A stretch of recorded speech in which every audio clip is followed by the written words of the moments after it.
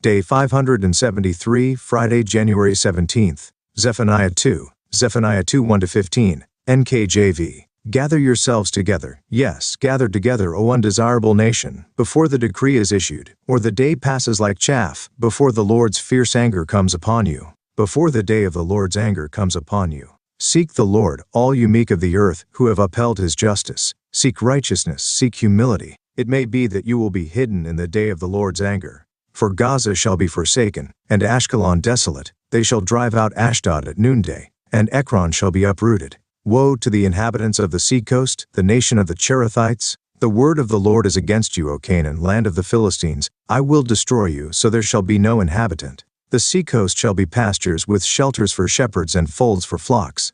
The coast shall be for the remnant of the house of Judah. They shall feed their flocks there. In the houses of Ashkelon they shall lie down at evening. For the Lord their God will intervene for them and return their captives. I have heard the reproach of Moab, and the insults of the people of Ammon, with which they have reproached my people, and made arrogant threats against their borders. Therefore as I live, says the Lord of hosts, the God of Israel, surely Moab shall be like Sodom, and the people of Ammon like Gomorrah, overrun with weeds and salt pits, and a perpetual desolation. The residue of my people shall plunder them, and the remnant of my people shall possess them. This they shall have for their pride, because they have reproached and made arrogant threats against the people of the Lord of hosts. The Lord will be awesome to them, for he will reduce to nothing all the gods of the earth. People shall worship him, each one from his place. Indeed, all the shores of the nations. You Ethiopians also, you shall be slain by my sword, and he will stretch out his hand against the north, destroy Assyria, and make Nineveh a desolation as dry as the wilderness. The herds shall lie down in her midst, every beast of the nation. Both the pelican and the bittern shall lodge on the capitals of her pillars. Their voice shall sing in the windows. Desolation shall be at the threshold.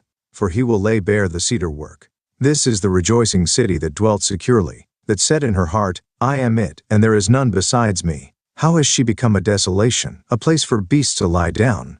Everyone who passes by her shall hiss and shake his fist. Daily Deep Dive. The UCG reading plan states, in verses 1-3 of chapter 2, Zephaniah addresses an undesirable nation, calling them the meek of the earth. The latter expression would seem to denote the Church of God, particularly when we view the prophecy in context as dealing mainly with the end time. Moreover, these people are described as those who have upheld God's justice or righteous judgment, thus walking by his laws, again pointing to true Christians.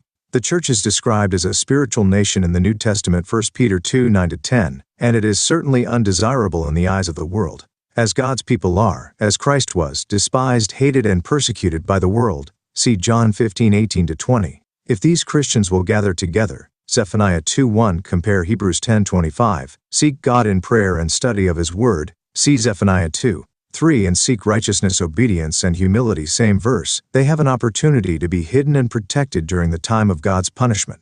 In line with other prophecies that describe God's faithful people being sheltered in a place of refuge in the end time, compare Revelation 12:14. Interestingly, Zephaniah's name means the eternal hides, or hidden of the eternal, which may have factored into the wording of Zephaniah 2:3. Verses 4-5 foretell divine retribution to come on the people living in the land of the Philistines, here synonymous with Canaan, which, in an end-time setting, would appear to indicate the modern Palestinian people. The Jews, returning from captivity, will be given the former Philistine seacoast, including the Gaza Strip, which is now occupied by the Palestinians. Verses 6-7. In verses 8-10, ruin is prophesied to come upon Moab and Ammon, which are areas of modern Jordan, still the homeland of these ancient peoples, and this is said to be because of their pride and because they will have reproached God's people and threatened their borders.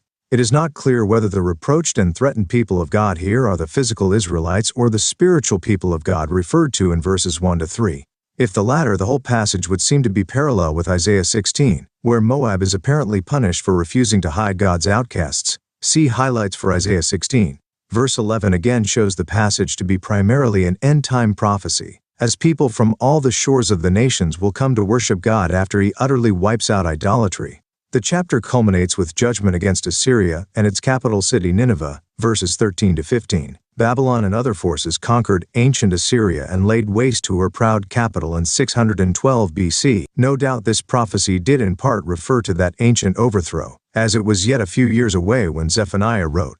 But realize again that this is mainly a prophecy of the end of this age. Nineveh is directly parallel here with end-time Babylon, speaking the same words and suffering the same penalty. Verse 15 compare Isaiah 47:10-11. So it is likely that the prophecy is primarily aimed at Assyria of the last days, a German-dominated European superpower also known as Babylon. See highlights for Isaiah 10.